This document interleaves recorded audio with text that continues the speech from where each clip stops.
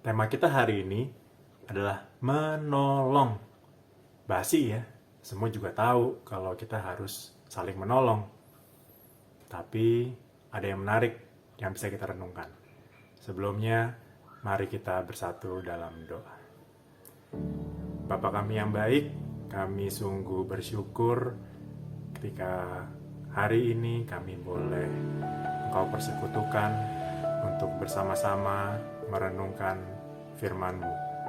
Kiranya Engkau berikan kami semua hikmat, agar semua yang kami renungkan berasal daripada-Mu, dan biarlah apa yang kami renungkan ini bisa kami lakukan dan bisa membawa sukacita bagi sesama kami dan menyenangkan hati-Mu.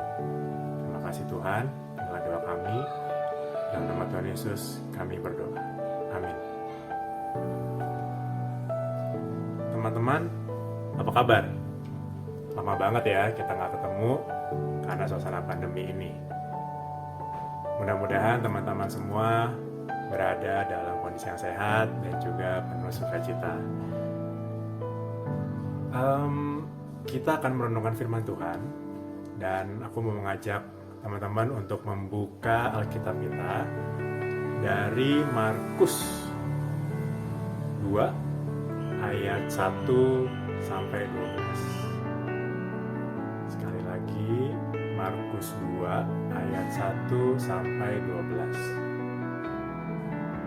Saya akan bacakan ya. Kemudian, sesudah lewat beberapa hari, waktu Yesus datang lagi ke Kapernaum, tersiarlah kabar bahwa ia ada di rumah. Maka datanglah orang-orang berkerumun sehingga tidak ada lagi tempat, bahkan di muka pintu pun tidak. Sementara ia memberitakan firman kepada mereka, ada orang-orang datang membawa kepadanya seorang lumpuh digotong oleh 4 orang. Tetapi mereka tidak dapat membawa kepadanya karena orang banyak itu. Lalu mereka membuka atap yang di atasnya. Sesudah terbuka, mereka menurunkan tilam tempat orang lumpuh itu terbaring. Ketika Yesus melihat iman mereka, berkatalah ia kepada orang lumpuh itu, "Hai anakku, dosamu sudah diampuni." Tetapi di situ ada juga duduk beberapa ahli Taurat. Mereka berpikir dalam hatinya, "Mengapa orang ini berkata begitu? Ia menghujat Allah. Siapa yang dapat mengampuni dosa selain daripada Allah sendiri?" Tetapi Yesus segera mengetahui dalam hatinya bahwa mereka berpikir demikian. Lalu ia berkata kepada mereka, "Mengapa kamu berpikir begitu dalam hatimu? Manakah lebih mudah, mengatakan kepada orang lumpuh ini, 'Dosamu sudah diampuni,' atau mengatakan, 'Bangunlah, angkatlah tilammu dan berjalan'? Tetapi supaya kamu tahu bahwa di dunia ini Anak Manusia berkuasa mengampuni dosa." Berkatalah ia kepada orang lumpuh itu, "Kepadamu kukatakan, bangunlah, angkatlah tempat tidurmu dan pulanglah ke rumah." Dan orang itu pun bangun, segera mengangkat tempat tidurnya dan pergi keluar di hadapan orang-orang itu, sehingga mereka semua takjub lalu memuliakan Allah. Katanya, "Yang begini belum pernah kita lihat." Demikian bacaan kitab kita.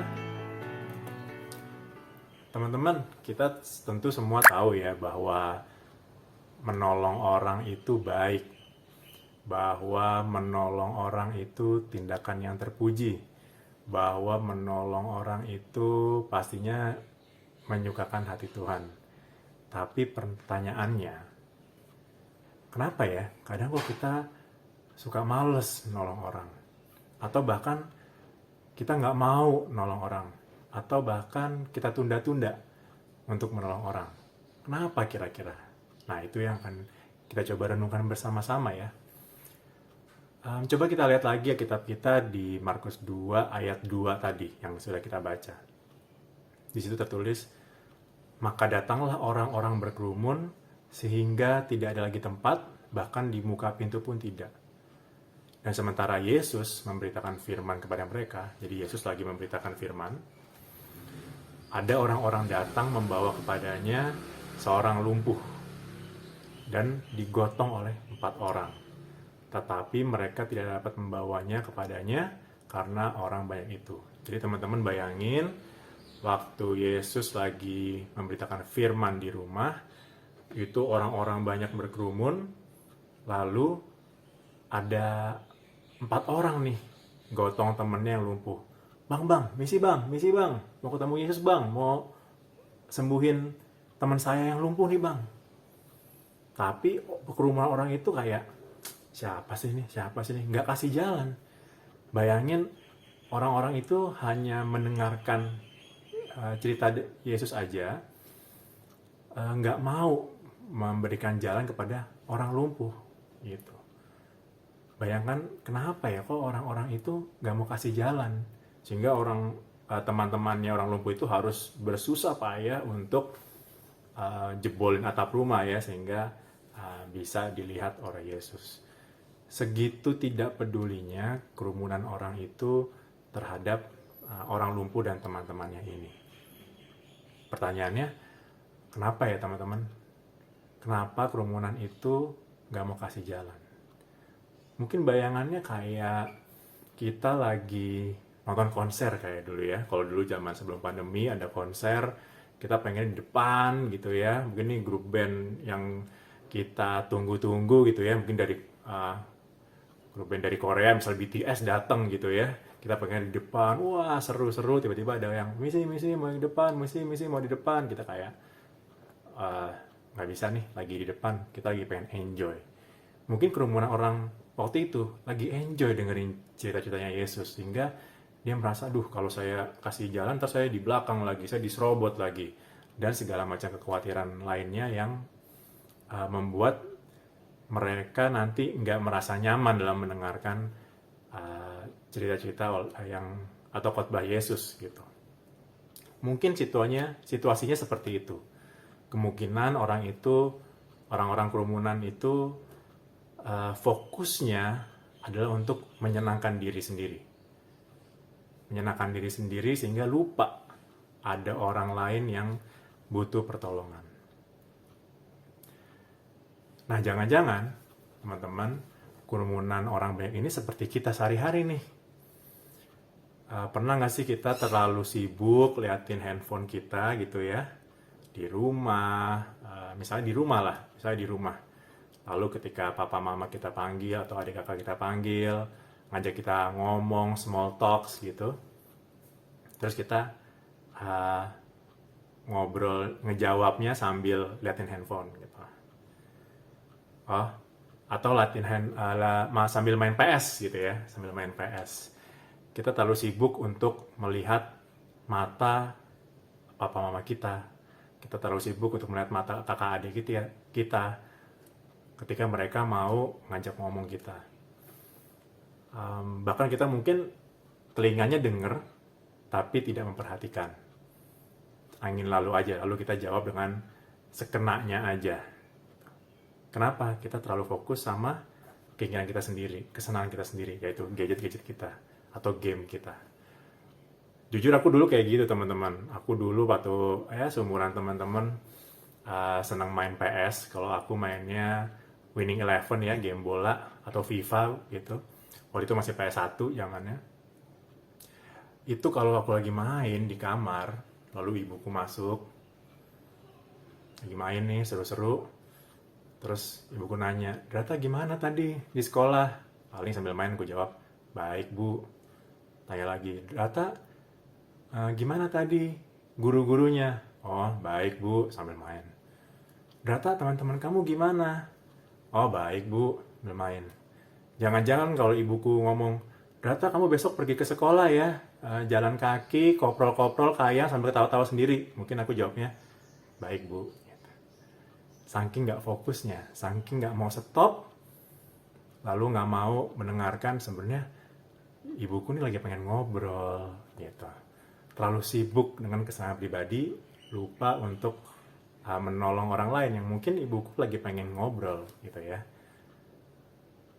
Sehingga aku cuma jawab kayak robot, jawab otomatis dengan template-template jawaban, ya baik bu, baik bu, baik bu, gitu.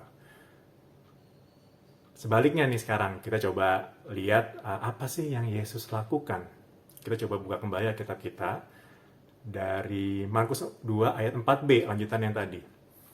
Jadi ceritanya si teman-teman orang lumpuh ini membuka atap ya, lalu mereka membuka atap yang di atasnya nyanya Yesus sudah terbuka.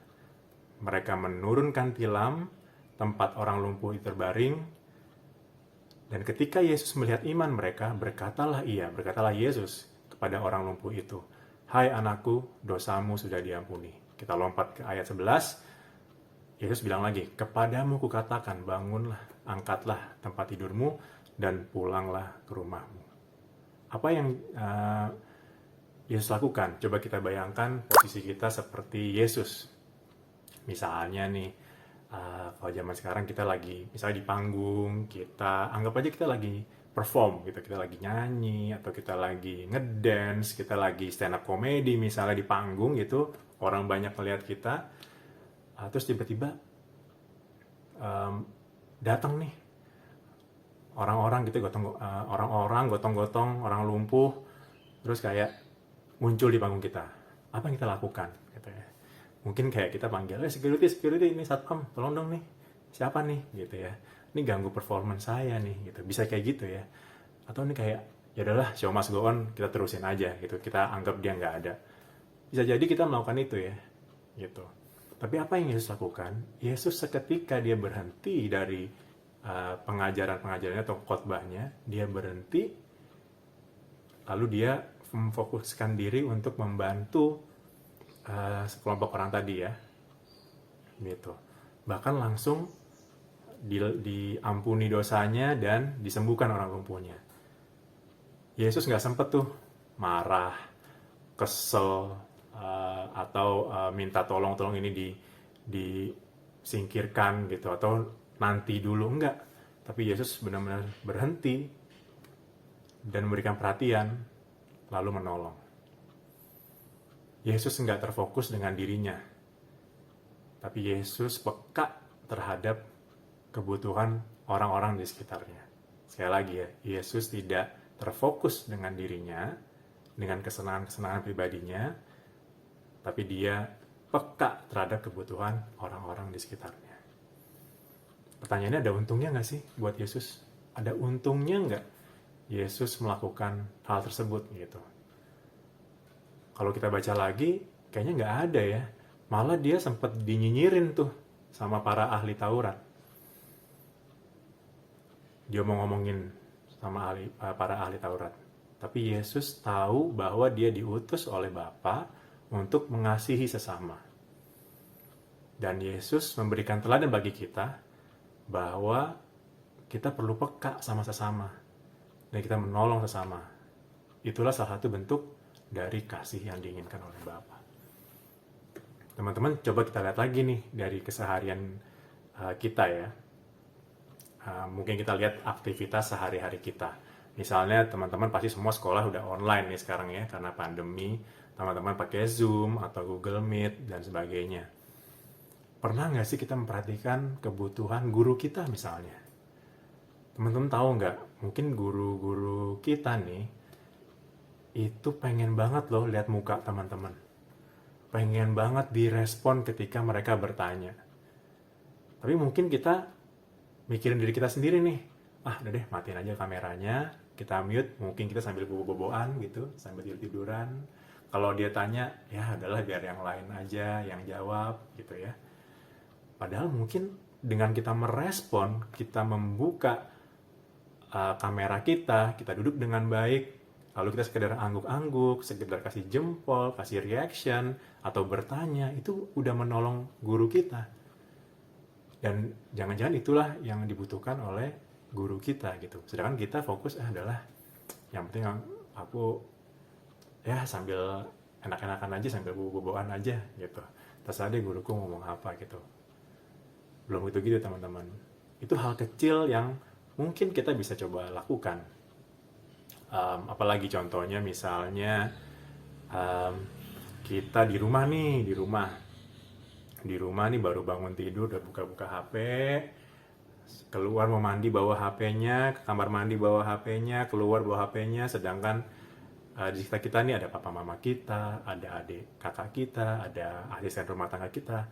Pernah nggak kepikir untuk menyapa, sekedar menyapa, selamat pagi pak, selamat pagi ma, selamat pagi kakak, selamat pagi adik, selamat pagi mbak. Sapaan sederhana itu udah jangan-jangan itu bisa menolong mereka loh untuk memulai hari ini dengan penuh sukacita, karena disapa oleh kita. Bisa membuat orang-orang di sekitar kita memulai hari dengan senyuman.